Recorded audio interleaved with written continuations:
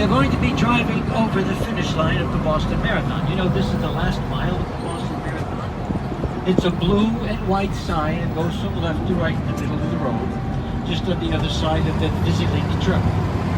You can have a good look. Get your cameras. This is the finish line of the Boston Marathon. Blue and yellow sign in the middle of the road.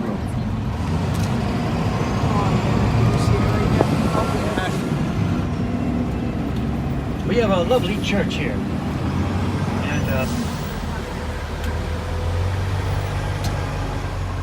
this is called Victorian Gothic. I do believe it's High Victorian Gothic. It's called the Old South Meeting House. The original, the Old South Church, or the new Old South Church. The original congregation of this church started where downtown Boston is today on Washington Street. And it was about 1648 when it was established, so it's a very old congregation. It's really a beautiful example of the kind of work we could do in the Back Bay of Boston in the middle of the 19th century. Look at the detail of the way this church is put together. Imagine the stonemasons that did this kind of work, how spectacular they were. Over here on the right-hand side, you've got the triage area for the marathon runners. This is the triage area right here, Copley Square. At Copley Square, if you look up at that glass building, it was designed by IMK. It is not a rectangle, it's a parallelogram.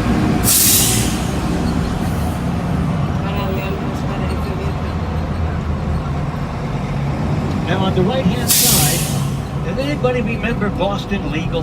Yeah. Well, here's Boston Legal right over here, 500 Boylston Street. Slow up for you can have a good look at it. This is the main courtyard of Boston Legal. The building on our left used to have two red brick buildings there instead of one white one.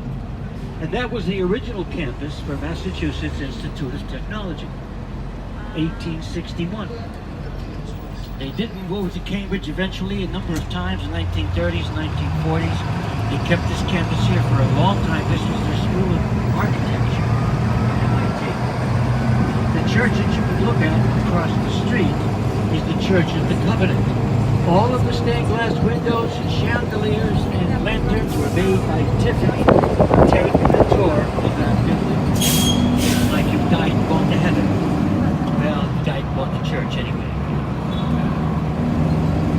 On our left-hand side, we have the old Arlington Street Church. This church is being consumed by the materials that made it. It's called Boston brownstone. There's no way of stopping the disintegration. You see how the stones are peeling? The stone peels, they patch it. It peels, they patch it. It's very light building stone. It's extremely sturdy. It's easy to manipulate. Kind of a cellular construction. But it literally sucks moisture in from the outside and lets it go on the inside and vice versa. It's kind of an osmotic process. I'm not sure quite how it is, but they can't find a remedy for the Boston brownstone peeling. You can see there's different textures, different grades. It was all done in the same style. It's completely disintegrated. They have no idea what to do with it. There are 14 beautiful stained glass windows in this building, and they were also designed by Tiffany. The churches that have Tiffany windows, go and see them. They are spectacular. That's 4 words, you know. Spack and tack, inside. Boom!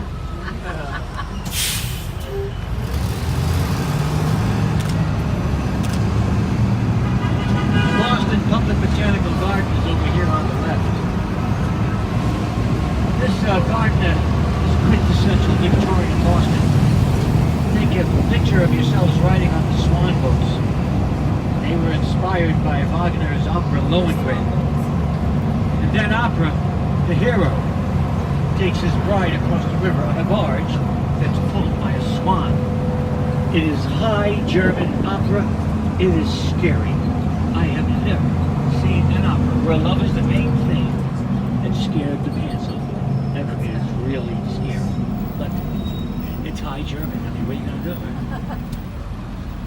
So we got the Boston Public Botanical Garden on your left. And that was chartered in 1837. The Boston Common, which is right in front of us, however, was chartered in 1634. 203 years separate these two gardens. You want to talk about slow? We talk about slow right here. This is as slow as you can go. 203 years. Of course, it's been used for other things. It's been unfair to do that, but middle to the end of the 19th century, the very first flush toilets were on Beacon Hill.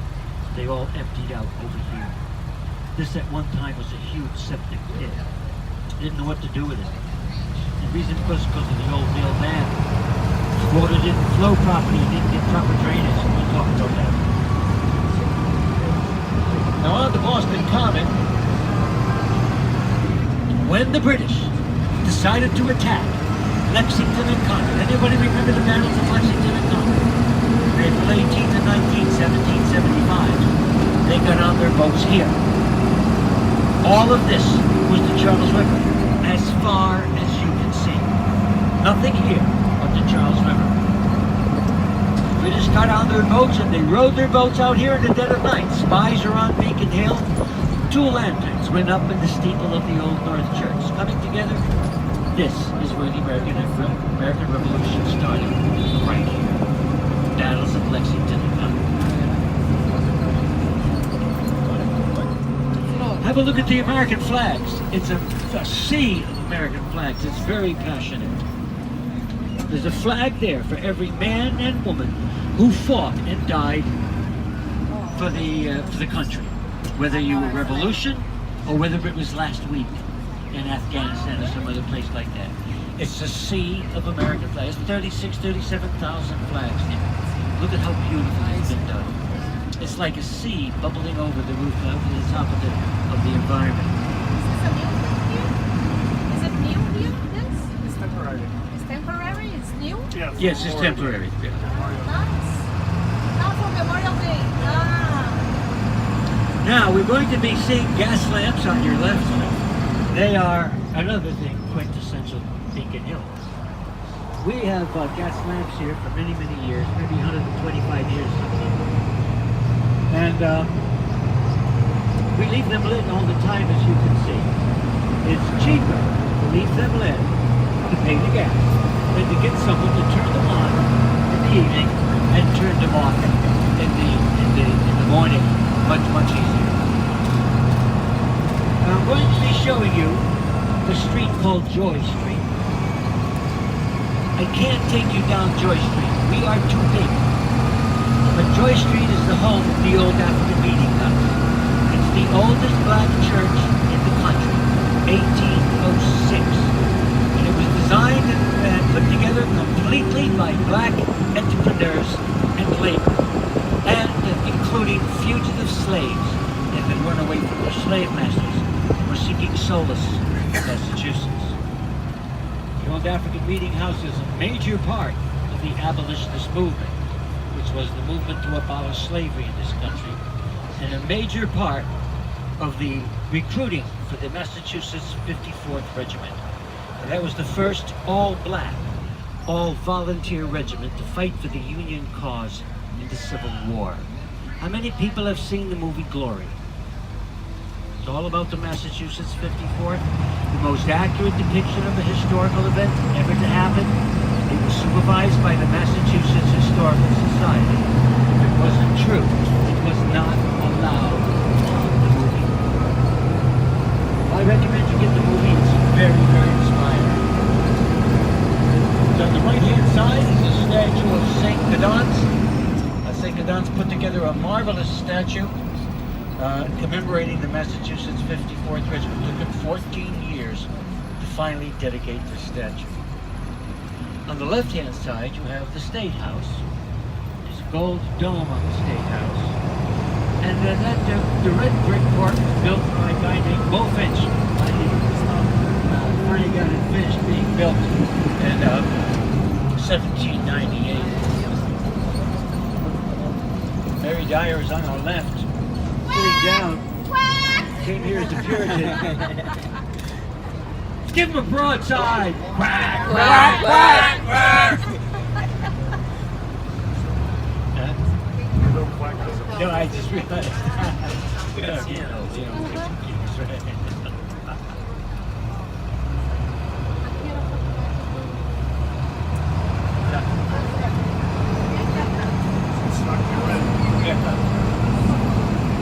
Now coming up is 122 Bowden Street after the barber shop. John F. Kennedy's address in Boston every time he came here, 122 Bowden Street, just on the other side. Now we're driving down Bowden Street into Scully Square. What do we have here? Before black and white TV, Blaze Starr, Gypsy Rose Lee, Bubbles McPherson, Overhaul Laverne. We all know what they did for a living. But we do have little ears with large auditory canals on the duck. We don't want to ruin their holiday. Suffice it to say, this part of the city was the U.S. Navy's favorite watering hole every time they came to Boston. I was in the Navy. Let me tell you something. Nothing nice happened here. Also, what do we have here? Vaudeville. Not just burlesque. What was vaudeville? Before black and white TV? The Three Stooges, the Marx Brothers, Abbott and Costello, Sid Caesar, Imogene Coke, George Burns, Gracie Allen, Chiquita Banana, Jimmy Durante. Anybody know what I'm talking about? Nobody? Right, okay, yeah, you got some honest people. Well, seniors' night out. And that was good entertainment, wasn't it? Over here on the northern slope of Beacon Hill, you had the abolitionist movement. It was not a movement per se. It was a system of escape routes, dead ends, and safe houses, whereby the people of Massachusetts, long before the Civil War, would smuggle fugitive slaves out of this country and bring them to Canada. And in Canada, the fugitive slaves were received as free men and free women. Anybody from Canada? Nobody. That's the first good thing I've had something to say about Canada all week. And there's nobody here to hear it. I mean, life is a cruel taskmaster. But you can tell Al us. Horford.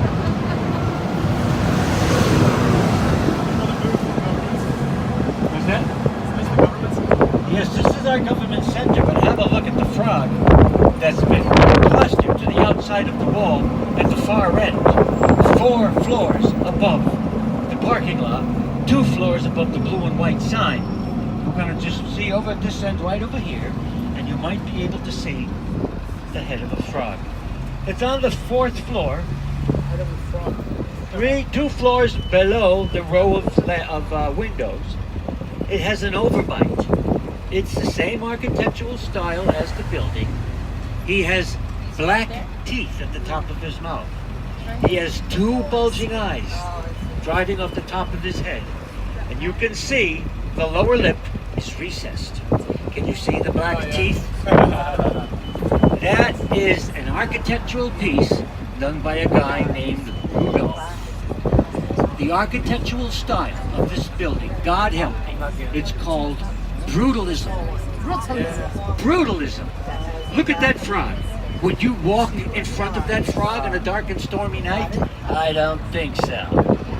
It is scarier than blazes. Have a good look and see more of it. 2 bulging eyes, window in between his 2 ears, black teeth, 1 mean, nasty piece of work. Now, did you ladies see it? Or are you looking at the bar? Where's the bar?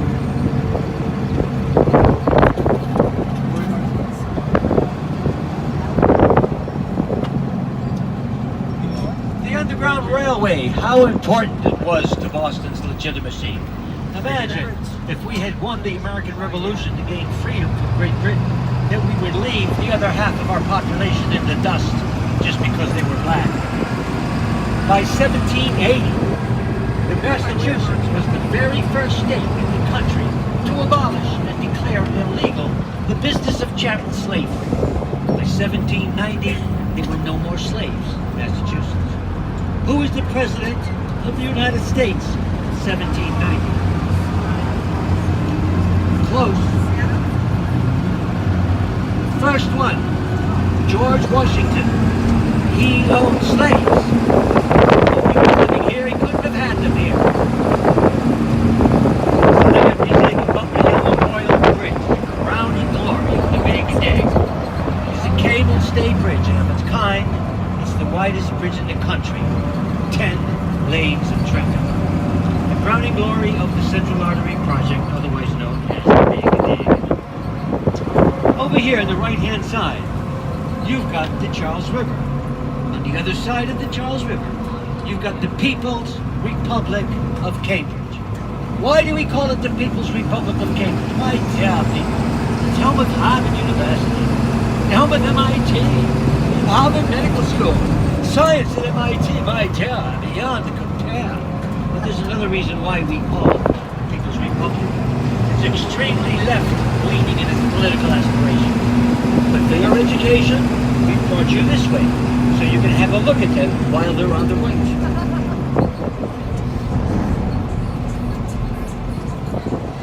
Anybody been to the Museum of Science yet? Not this time. It's on the right. Remember, it started in the Back Bay of Boston, 1860. District on 4,000 square feet. Look at the size of it now, hundreds of thousands of square feet. All of it is extremely entertaining. It's all hands-on. You cannot go wrong with the Museum of Science. Anybody been to the New England Aquarium? Another scientific thing. The aquarium is spectacular. If you get a chance to go here, do it. You're going to love it. And both of these institutions are not expensive.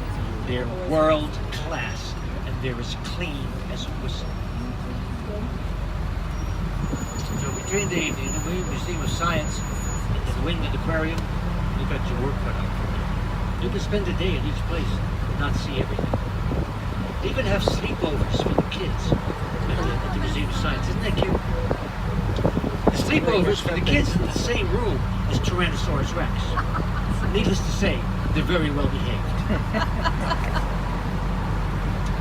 Now, there's a man across the street here that owns the Education First travel agency. He'll book an individual, he'll book 10,000 people. He did most of the bookings for the Olympiads, and he did most all of the translation work for the Olympics. Very interesting group of people. 50,000 people worldwide.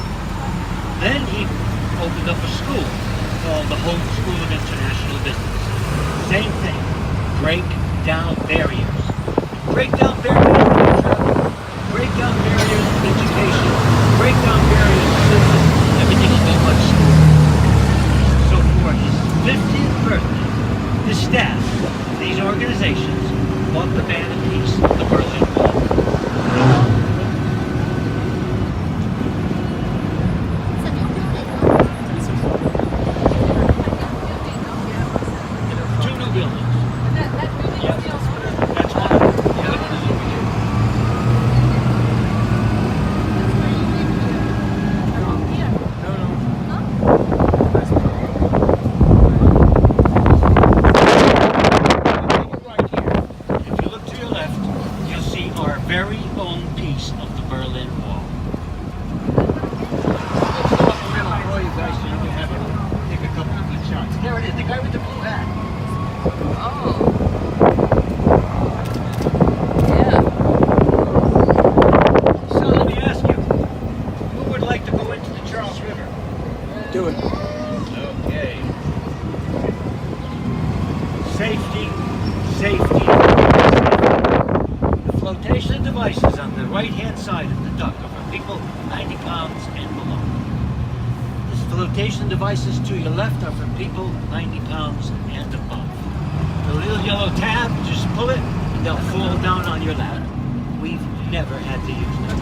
I don't even know what's in them. Maybe nothing. Never had a problem. I don't want to have one now.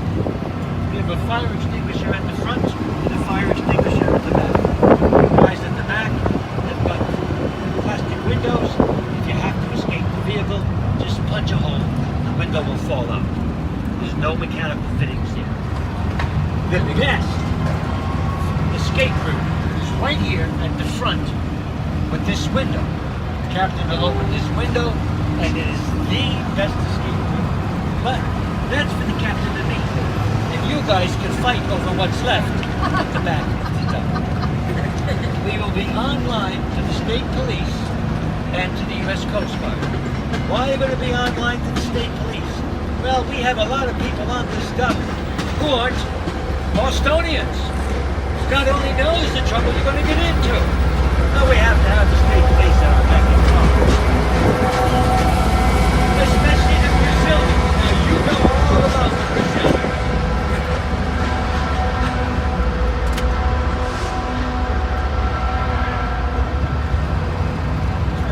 Now, what we're doing is, we're waiting for ducks to come in, and we're waiting for ducks to leave. We have convex mirrors at the bottom of our boat slip. We can see everybody on the other side of the river or close to the wall. We don't see any other boats coming. We'll follow right behind this duck. The captain is taking it out of two-wheel drive. He's putting it into four-wheel drive, and he's engaging the propeller.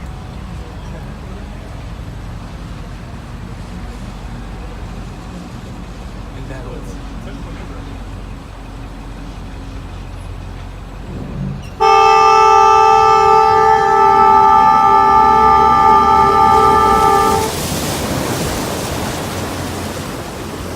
Probably wondering, why was he beeping the horn on the way down? It was a desperate cry for help. But don't worry, it's on the way. You'll be here tomorrow sometime if we're lucky. Give him a broadside, everybody! Quack, quack.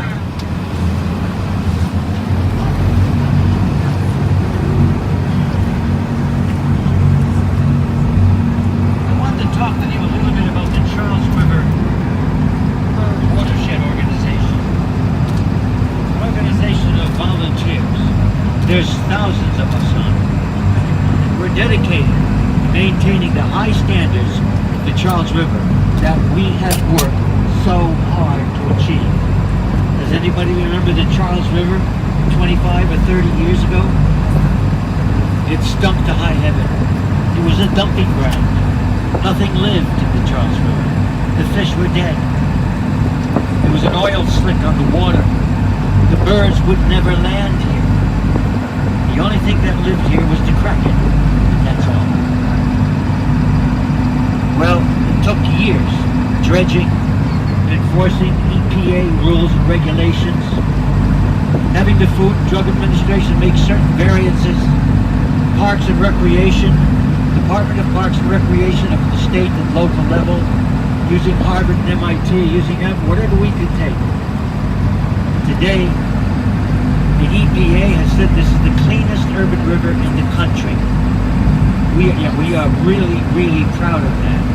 But it took a lot of work and many, many years.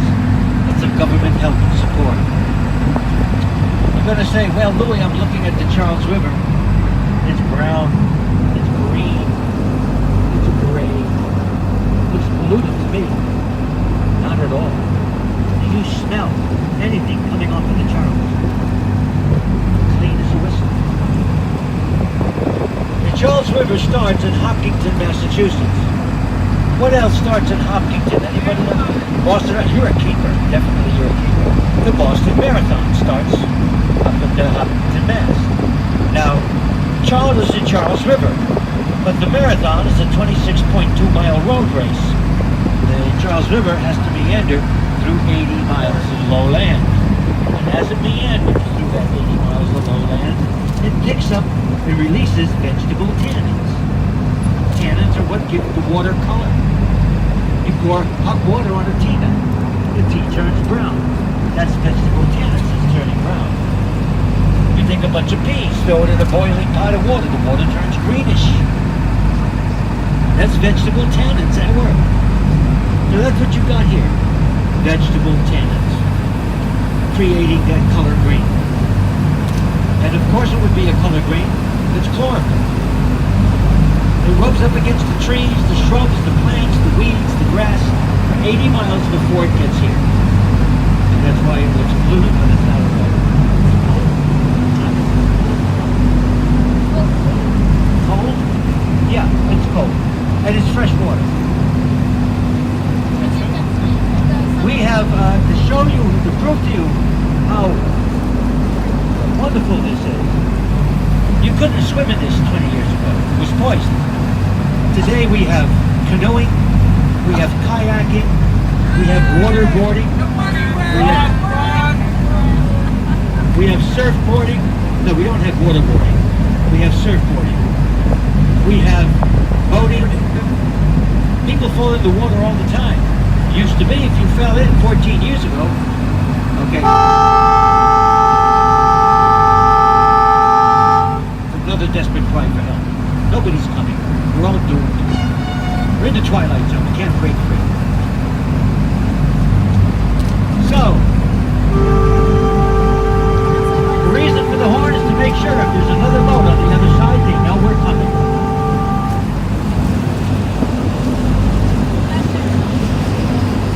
Let's get the broadside!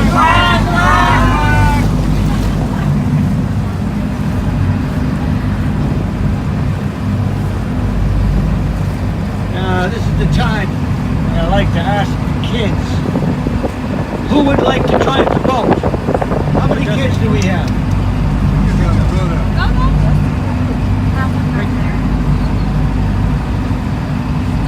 Come on up, big guy. And what's your name? Justin. Justin, where are you from? Good. Big Apple, sit down. Have a seat there. You've never driven one of these before? Okay. Little motions. Give me a half turn to the left. Use two hands. Another half turn to the left. Okay, give it a chance. It'll start to go right behind that dumbbell. See how slow it is? It turns very, very, it's not responsive at all. Who's going to take your picture? You all alone here? Come on, let's go. Okay, give it a half a turn to the right. Perfect. You're very, very good at this. Another half turn to the right. Okay. Steady as she goes. Big smile, big smile. Did he smile? Half a turn to the left. Another half a turn to the left.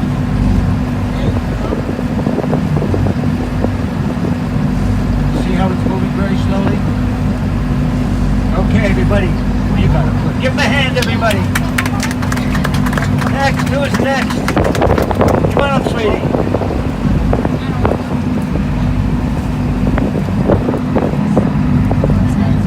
Go boat. That was pretty cool.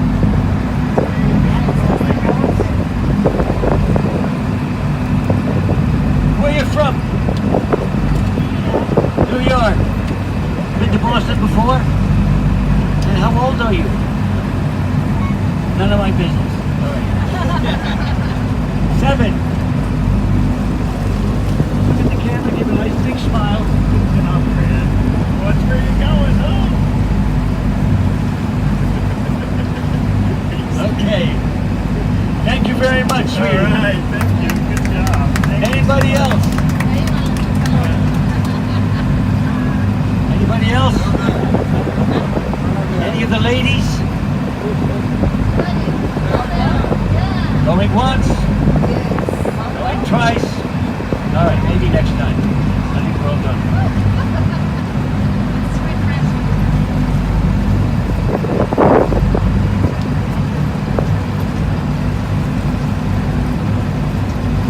Well, you can see the kayaking, you'll see canoeing, you'll see waterboarding, skating or rollerboarding, canoeing. Now pretty soon, I'm going to ask you to look to your left, No, I left and you're going to see the Golden Dome I left it in the Stadium. seat. From here, it's so bright, it'll burn your eyes. Now the Golden Dome of the stadium is made of 23 karat gold. The entire dome of the gold, the entire gold leaf to clad that dome in gold was only 13 pounds. Sounds impossible, but that's what it is. Pretty soon, you'll see the gold dome peeking through the green trees.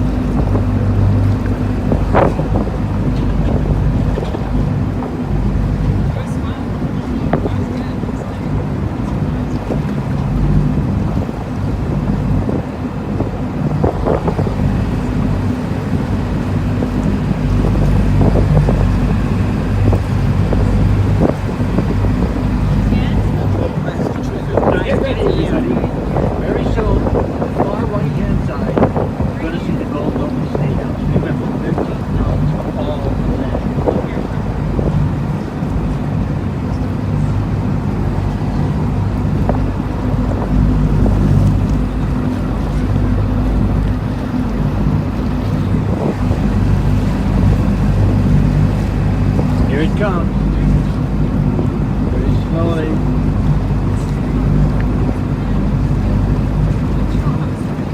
See it on the top? Oh, yeah. Wait till it emerges from the trees. It's really dramatic. Look at that. Isn't that something? This is one heck of a photo opportunity. It almost burns the eyes to look at it, doesn't it? The sun is over here on the right.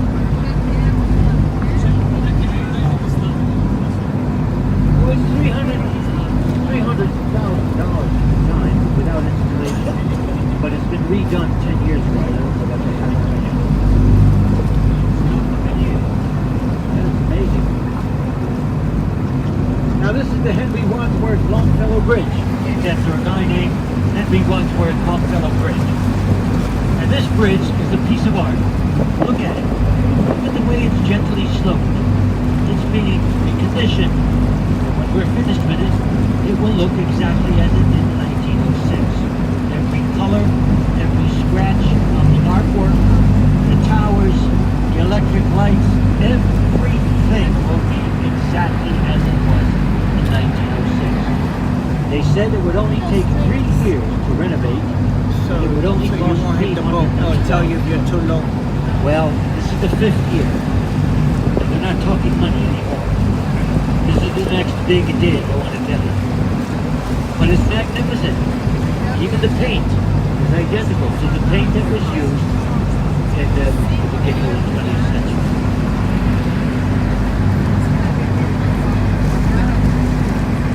Now look to the right. You're going to see MIT. All of that land there, thousands and thousands of acres of it, is landfill. Charles River at this end of the basin was 3 times the size it is today. 3 times. The laboratory you see there with the big ball on top, right? See the ball on top? That's the Doppler radar station that belongs to MIT. All of this is MIT. In front of us, we have the Harvard Bridge. Behind the Harvard Bridge, you have the Citgo sign. The Citgo sign is that orange triangle with a white background. That's where the Red Sox play ball. That's where they play. That's the end of the back bay. Now, where I picked you up is the Prudential Tower. That big rectangular building with the antenna array at the top. That's the second tallest building in New England. It's 52 stories high. On the 50th floor, they have a 360-degree skywalk. And on the very top floor, they have a magnificent gourmet restaurant called Top of the Hub. It is very expensive, but it is very, very romantic. And I understand the ladies are going to be taken out tonight to dinner by their escorts at the Top of the Hub restaurant tonight. Isn't that interesting? Yeah, right? Nobody's, no, they're not cracking a whip. They said, one guy said 7-Eleven. They wrap the sandwiches after 3 days. It'll be cool. Quack, quack. Give back. Charities that we support. One of them is this charity. It's called Community Sailing. You want to learn how to sail? You don't have any money? They will teach you how to sail for free. You can sail on the Charles for $1 a day. Why do they do that? Sailing on the Charles is quintessential Boston. Everybody has a right to sail on the Charles. You shouldn't be barred from sailing on the Charles just because of money. Money is a secondary issue. That's one of our charities. Over here on the left, you've got a power station. Very interesting. This power station has 2 functions, all with the same equipment. It manufactures electricity, and at the same time, it manufactures steam for hot water. For steam, they have 7,000 feet of piping, which gives steam and electricity to all of the buildings on the other side of the river and Mass General Hospital and a few buildings here as well. No, there's a huge turbine in there, which is powered by a jet engine. It's fueled with JP5 fuel, the same fuel you find on an F-15 fighter. And that jet engine turns the turbine and makes two things, steam and electricity, which means all these hotels, dormitories, scientific laboratories, parking lots, underground parking stations, hotels, condos, apartments, none of them have to have a boiler. None of them need to store diesel fuel. They get it all from that plant that they take care of all of their side effects. Started in 2011 to get rid of algae blooms in the Charles River. Water going in after the cooling towers was too warm, so they added more two cooling towers. And that water going back into the Charles was cooler, and they got rid of the algae blooms. This is a cross between private sector, state of Massachusetts, the city of Cambridge, the city of Boston. $112 million renovation and profit-making organization.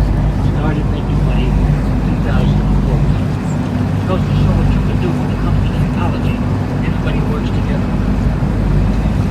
East Cambridge, however, has a bit of a checkered past. There was a time when East Cambridge was the most predacious destroyer of the ecology of the Charles River. Into the 19th, early 20th century, they had a very, very big meatpacking industry there. Slaughterhouses and tanneries and meatpacking plants. At the end of the day, when they were finished, they would just chuck everything into the Charles River. And the fish will eat it. The birds will take it. I don't think so. It stunk the whole thing. It was terrible. We had to build a dam and keep it under high tide all the time. Otherwise, low tide it stunk so bad people couldn't stand it. We're going to talk a little bit more about that when we talk about the Back Bay.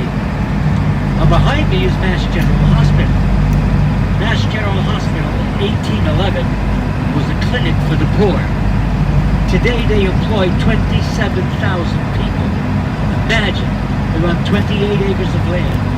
One of their greatest claims to fame is to be able to heal anybody, no matter what country they come from, whether they speak English or not. How do you figure that? Well, we get people from all over the world up to Mass General. They come unannounced, and they don't speak any English. How do you keep them healed? They have a tickler file with names in them and numbers of people who amongst themselves speak just about every language and dialect that exists in the world today.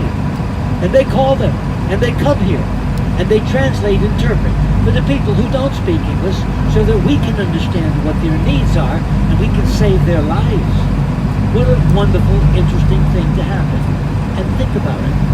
What is the thing that allows this to happen? The diversity of the people that live in the greater Boston area. It is so diverse. We've got people from the Middle East on this dock, from Asia, who speak Spanish, people who speak Portuguese, people who speak German and French and Italian. There's just 35 people on the dock. That's all. Almost all of the European languages are spoken here. We got people from the Middle East, from Asia. They're speaking Arabic, speaking Urdu. It's amazing, isn't it?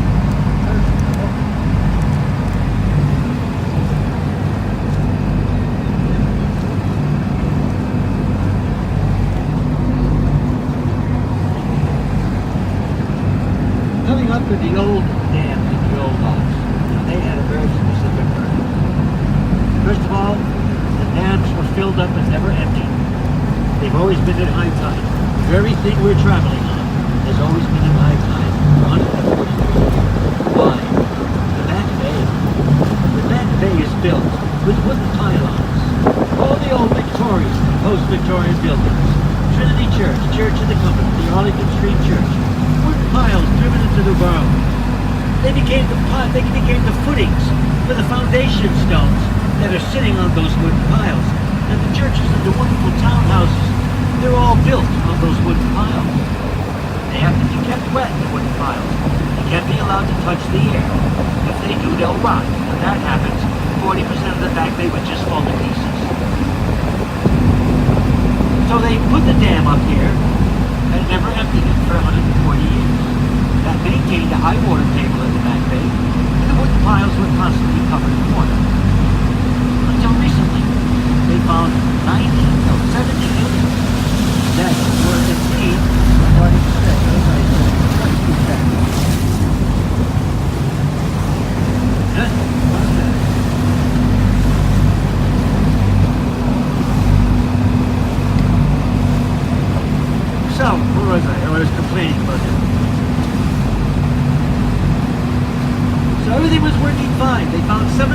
were beginning to sag, and sure enough, the wooden pylons had been exposed to the air. They were starting to rot. You can fix it. One series of row houses, you know those row houses on Commonwealth Avenue and Marlborough Street? They go up 3-4 floors. $700,000 just to fix one row house. That's expensive. Why did it happen in the first place? Well, after they finished the back bay from 1853 to 1897, and instead of putting in subway stations, they started building parking garages and parking lots. And then condos. Then not only do they making condos, but they made apartment buildings and office spots. The John Hancock Center, the Prudential Center, all of that stuff completely changed the dynamics of the water table in the back bay. The back bay is starved for water. Rainwater runoff doesn't stay in the back bay, goes out to Boston Harbor. Rainwater, snow runoff goes out to Boston Harbor. Doesn't get anywhere near the brownstone buildings that are in the back bay. They'll fix it. Because that's an area where you can buy a penthouse in one of the old Victorian buildings, and it'll cost you $3,000 a square foot. Figure it out. That's a ton of money. When they have a neighborhood with that kind of money, you know they'll find a solution to the problem. Otherwise, if the entire back bay falls into the water, you'll never build it again. It's too expensive. Where's the stonemasons and the bricklayers? They can't do it anymore. They build buildings out of glass and steel now. In half the time, they build a building that's 10 times taller. No more back. Now the captain's got a very difficult job ahead of him. He's got to get this dug through that hole in the wall. Just the tip of the iceberg. And he's got to get the 2 front wheels clamped onto the ramp. He goes up the ramp slowly. If he goes too quickly, the wheels will spin. And if that happens, we will slide backwards into the Charles River. And that we don't want to happen. At least not today. However, feel affirmed, really. The captain and I have been doing this for years. And between the two of us, we have 80% regeneration. I think it's pretty impressive. Feel better now, right? It's not gonna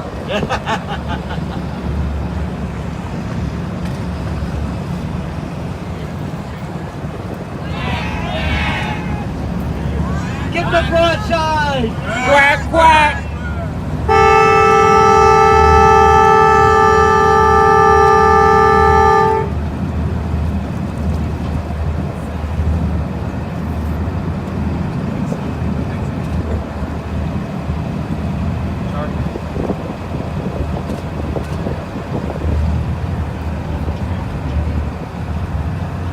Everybody elbows inside the tub.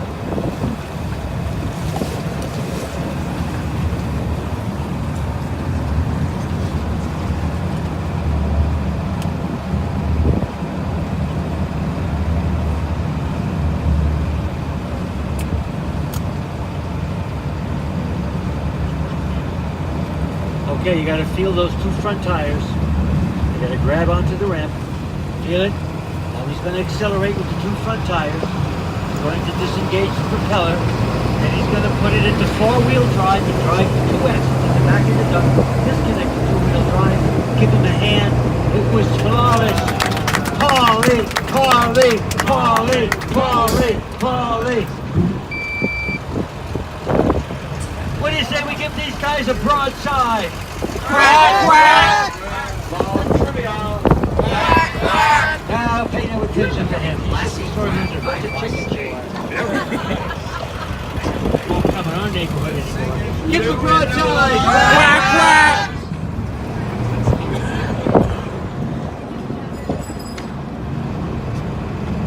There's another one. I can't believe all these ducks. Oh, we got to give this guy a broadside. Give the broadside! Quack, quack!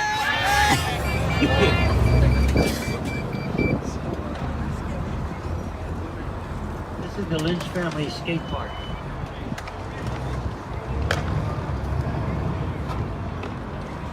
Does anybody do this kind of rollerboarding, roller skating? do it? Yeah.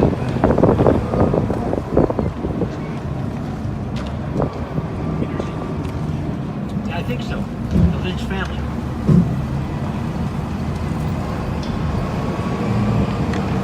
You're probably wondering about the kind of vehicle we've been driving around in all day. It's a kind of an odd duck, isn't it? However, this is a replica of a World War II amphibious vehicle. Now they started making these in the 1930s. They made thousands of them. They had one purpose: to bring men and equipment from the boats into the beaches and into the jungles where they needed, and then load up with wounded men and one trip bring them back to the ship so they could be healed. We saved thousands and thousands of American lives using these vehicles. Now, if you were to look at a World War II duck next to this one, outside, just about almost tall. We use state-of-the-art diesel technology. Can you smell diesel fumes? No. That's how clean our vehicles are. We have cameras all around the entire vehicle. We can see on our monitor every little crack in the road, all the ducks in the water, the white paint, the bicycles, the cars that are next to us. And the emergency lights go off if they come too close. State of the art. We're being traced by GPS now, even as we speak, and my words to you are being recorded. That's why I'm not saying anything that's not nice. I know which side of the butter my bread is on. No, I know which side of the butter, the bread is on my butter. You know what I'm saying? The butter's bread, the one bread is butter is another man's, oh, forget it. Now, I'd like to talk to you a little bit about Charlestown. We don't take you to Charlestown.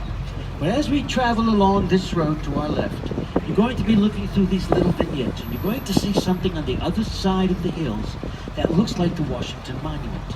It's not.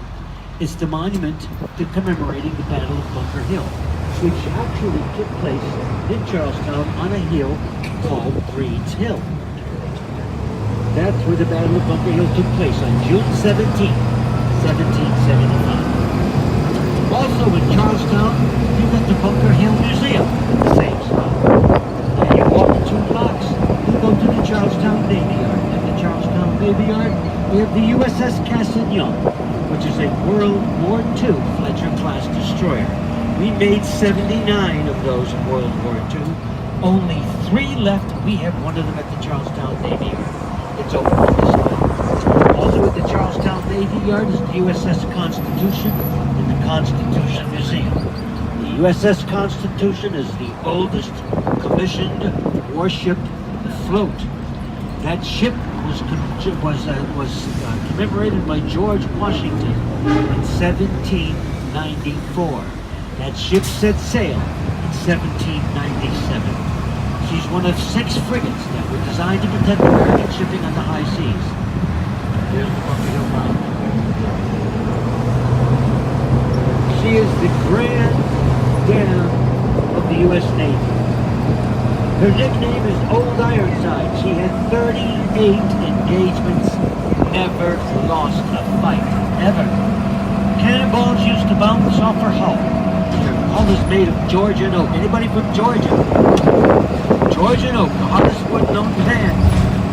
Cannonballs bounced off her hull, they call her Old Ironsides. Her husband's hard hull must be made of iron. You can get a tour of the USS Constitution. It'll be free by the U.S. Navy. No photo ID, they will not let you on.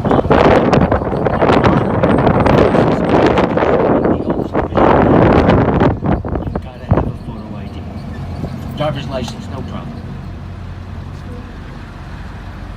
Except for you guys from Brazil, you need 10 photos and 16 IDs. No. Now, you've also got the Constitution Museum, which is very child-friendly and world-class. The Constitution Museum, the USS Cassin-Young, they're all free. Here is the duck. It's going to be on the right-hand side, the 4th floor above the parking lot, 2 floors above the blue and white sign. Look to the right. You see the black teeth? See the bulging eyes? See the bulging cheeks? How many people have seen the frog? Excellent. You others who haven't seen the frog, I don't know what to do with you. There's nothing to do. You'll have to come again next year. So the USS Caston Young, the USS Constitution, the Constitution Museum, the Bunker Hill Monument, the Bunker Hill Museum, free. They charge nothing. You spend all day there.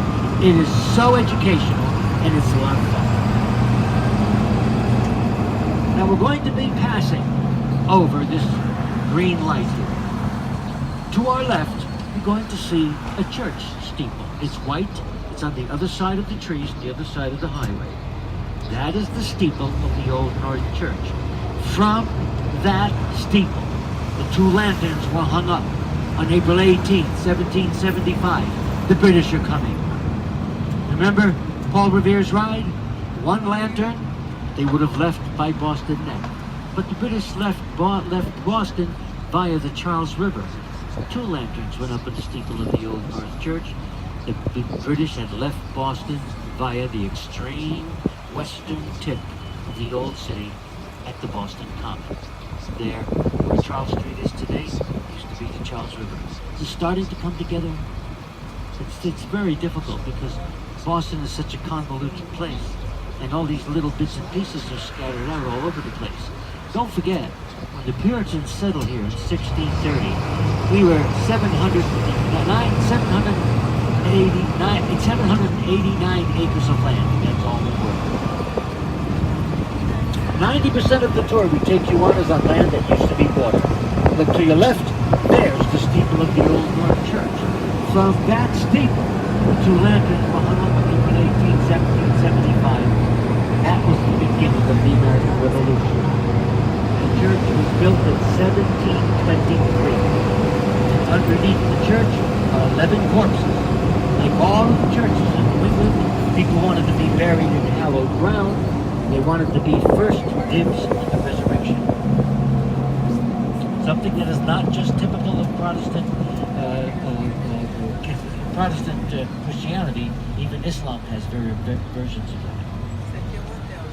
Now, coming up on the left-hand side, you're going to see 6 glass chimneys. Etched into the glass of those chimneys are 6 billion 7-digit concentration camp numbers. They are the examples. The Jews and others who were exterminated by the Nazis in World War II at the 6 major concentration camps. What you're looking at here is our New England Holocaust.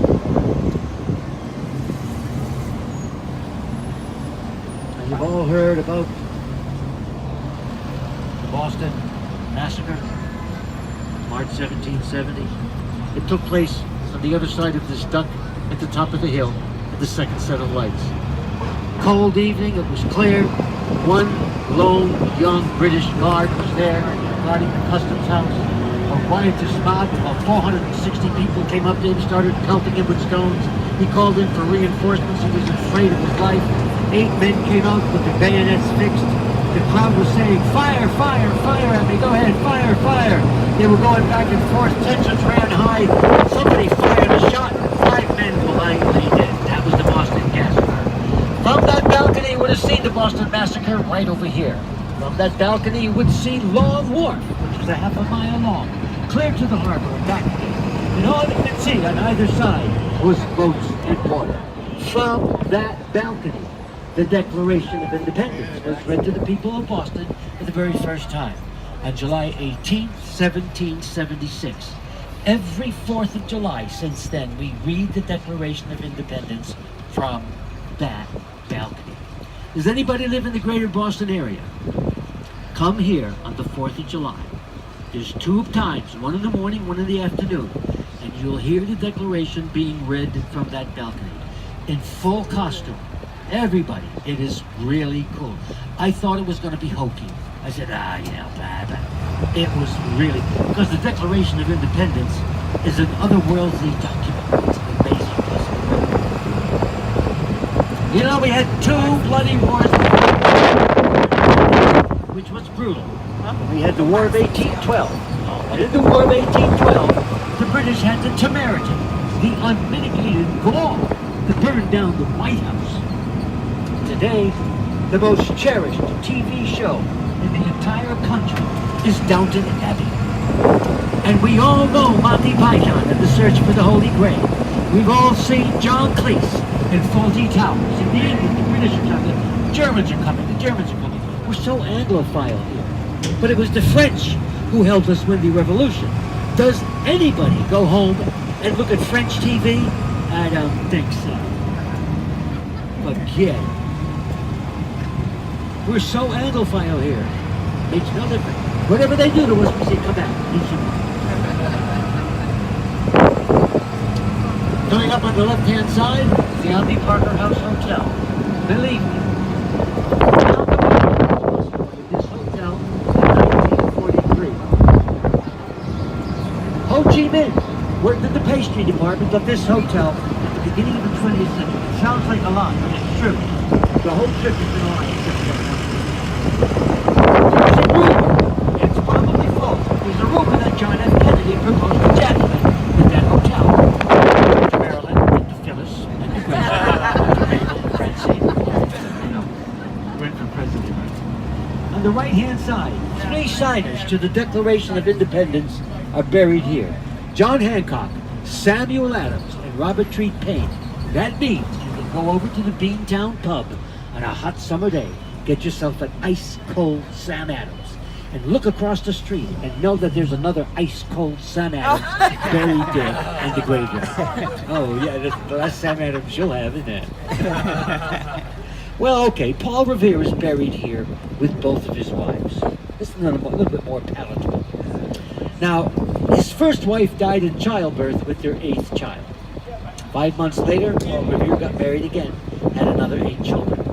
He had 16 children in all. He outlived all but 5 of them. He lived to be 86 years old. He had 51 grandchildren. What do you do with 51 grandchildren at Christmas time? You become an atheist. And then on the other side of Easter, you become born again. That's the only way to do it, man. Check out. Boston Common is on the right-hand side. These 2 buildings are the original subway stations. Boston by 1790. No, by 1897. At the first subway system in the entire country. Those are the original subway stops. We are now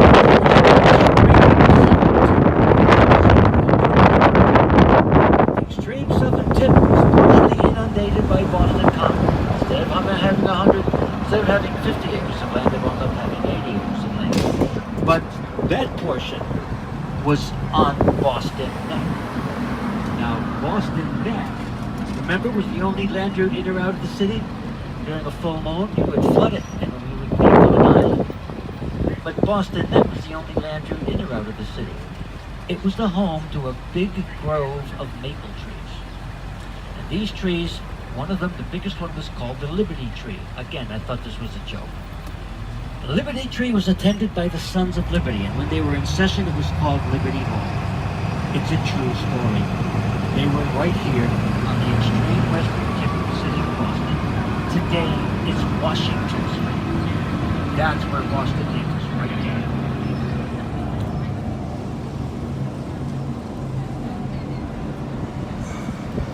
Imagine, you're in a city, 789 acres of land, dominated by 3 massive rivers, Everton, Beacon, and Humber. The extreme southern tip of all that is right here. Boston Neck is to your left, and all you've got a mile away is the mainland, and swamp and water. Now behind me you'll see a burial ground. Buried there are British troops that fought and died at the Battle of Bunker Hill on June 17, 1775. Also buried here is Gilbert Stuart. He's a very famous portrait artist. Did numerous portraits of George Washington. one of which appears on the $1 bill. Now, if you were here at the end of 1775, at the beginning of 1776, you would have been right on the extreme western tip of the old city. I'll say it one last time. When the British boarded their boats to attack Lexington and Concord, in the dead of night, they boarded their boats here. They rowed their boats down the Charles River, past where Mass General Hospital is today. Remember, we were just there. Then they rowed their boats to Leechmere Point, got off at Leechmere Point, and marched 14 miles up to Lexington to arrest John Hancock and Samuel Adams for treason. Thank God Palmer got there first. Remember the 2 lanterns? Then they marched another 6 miles up to Concord to get the guns and ammunition that we had stolen from the British armories. We didn't steal the guns and ammunition. We borrowed them. Well, we're going to give them back after the American Revolution. But the British were not about to sit there and wait for us. You know, the British, blah, blah, blah, that's not crickets and house, Do we have anybody from England? No. Nobody from England? Only one person? He made me do it. You can see his camera, the long arm of the law. He made me. It wasn't me. It was the devil got me tongue. How do you like that row of flags? There's a flag for every single man and woman who died for this country from the time of the pre-revolution to where we are today. It's an amazing thing to spend time there. You have a good camera, you can take some beautiful shots of that.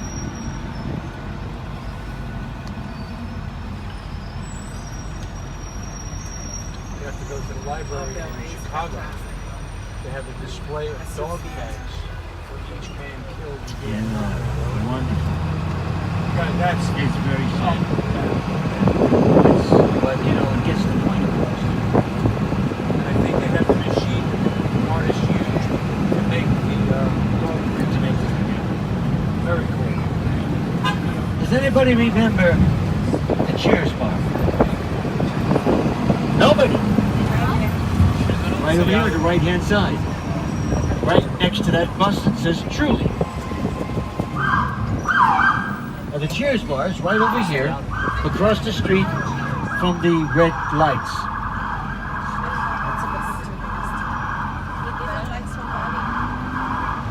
Let me warn you, when you go into the Cheers bar, it doesn't look like Cheers at all.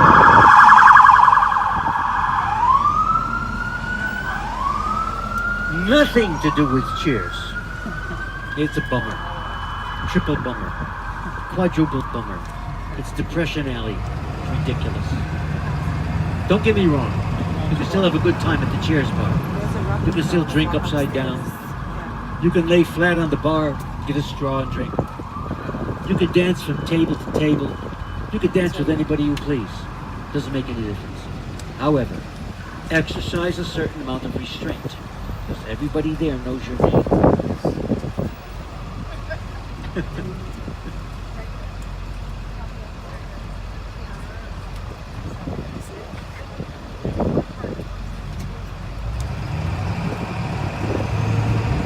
that bar doesn't look like they have a nice menu, but they have a lot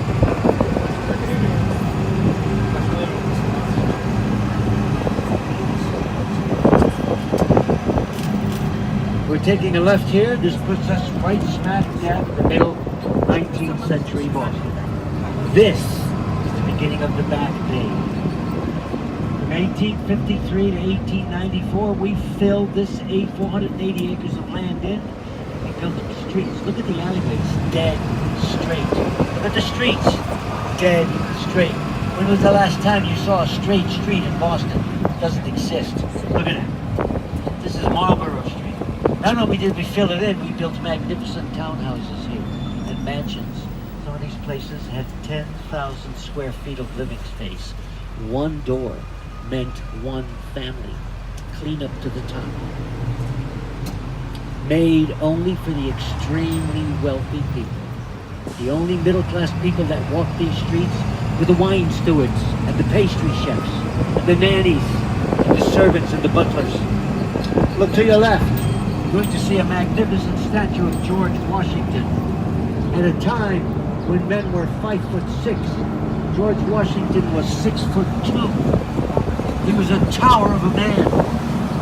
Fought at the front of his army during the French and Indian War, which was a spillover from the 7 Years' War. Fought at the very front of his troops during the American Revolution. Never, ever was he wounded in battle, not even a scratch.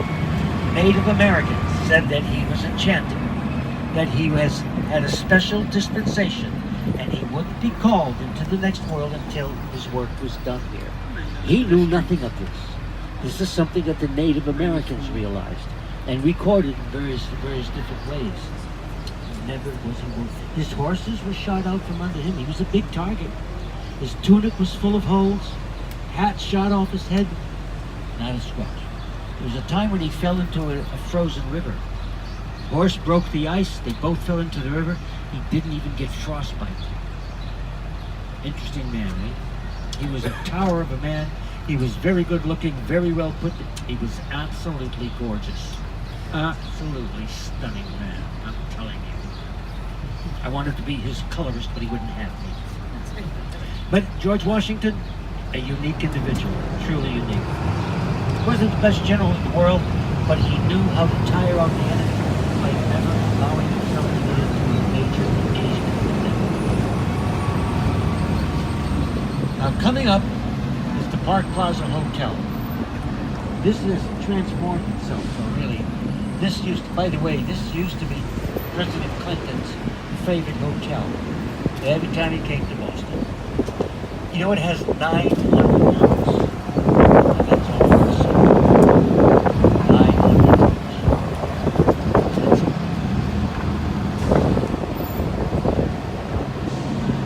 Get your cameras out, everybody. We've got some good stuff coming up. We're going to take a right here. And very soon, we're going to see the John Hancock Tower, which will be on your left. In front of you will be the Boston Public Library, and to the right will be Trinity Church. Get your cameras out because it's all in the same place. I'm going to tell you about these things now.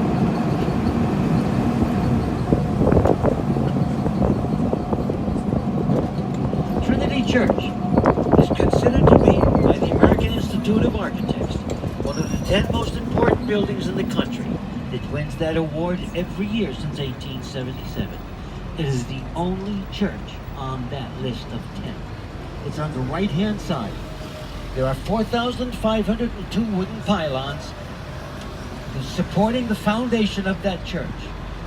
4,502. There are 1,000 pylons alone supporting the central tower. The central tower weighs 10,000 tons. It's all built on what used to be water. 1853 to 1894. 1877 is when Trinity Church was finally presented to everybody. Across the street from Trinity Church, on the left-hand side, you're going to see the John Hancock Tower. Again, designed by IMA, the tallest building in Boston, 60 stories high. But the reflective qualities of the glass on the first floor level will allow us to see this duck and everybody in it, exactly as we appear from inside. Also, we'll have the Boston Public Library on a street, I think it was called Ben Street, I'll remember it soon. In downtown, the first Boston Public Library in the 1830s to the 1840s, the first free public lending library in the country. Moved over in 1859 to Boston Street. Benefactors of the arts were common. In 1895, that finally had its final resting place over here at the Boston County Square. So you've got the Boston Common, you've got the Boston, you've got the County Square, you've got the John Hancock Tower, and you have the museum. The museum is loaded with magnificent artwork. Take the tour, it's free. And you can even go to the museum. That's free. It's a library. But it's museum quality stuff to have in there. And it's all it's even older. Take the tour, it's free. There we are, that's us. And then more, this is an even better one because the sun's on us there.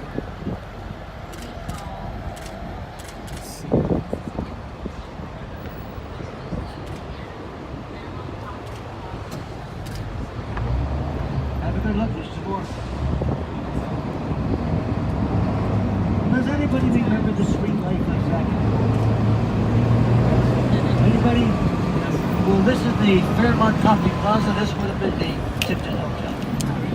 Yeah, pretty cool, eh?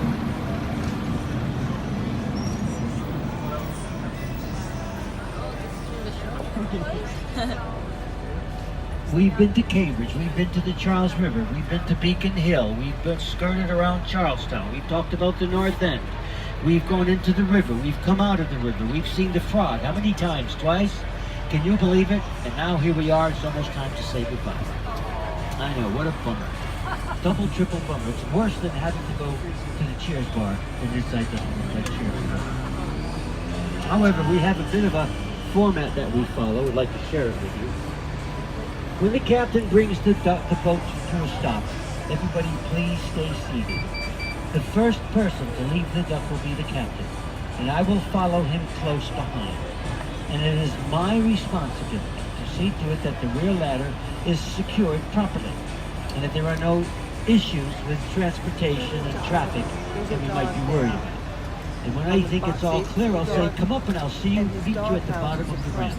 Is everybody okay with that? That man standing there. Did you all have a good time? I was like, what are you talking about? Do you know a little bit more now than you knew when you got started with us? That's the way it's supposed to be. Come back and see us next year.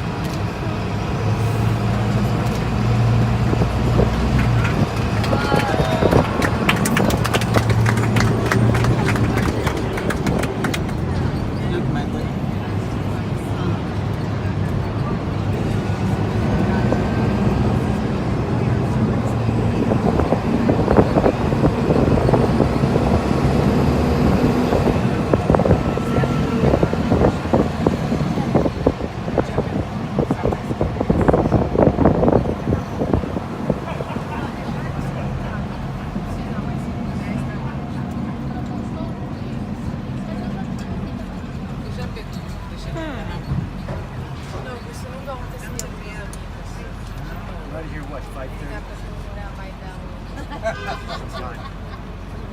Gives us a little bit of time. Well, if we fill up, we'll leave early.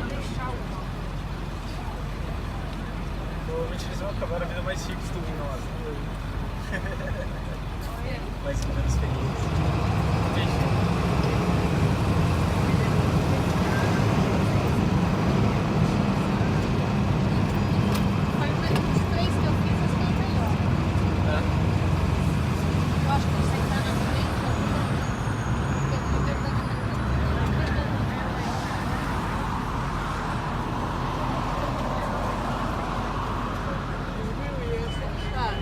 I'm ready to cut it off. Dormiu, tem? Que sorte. And cut.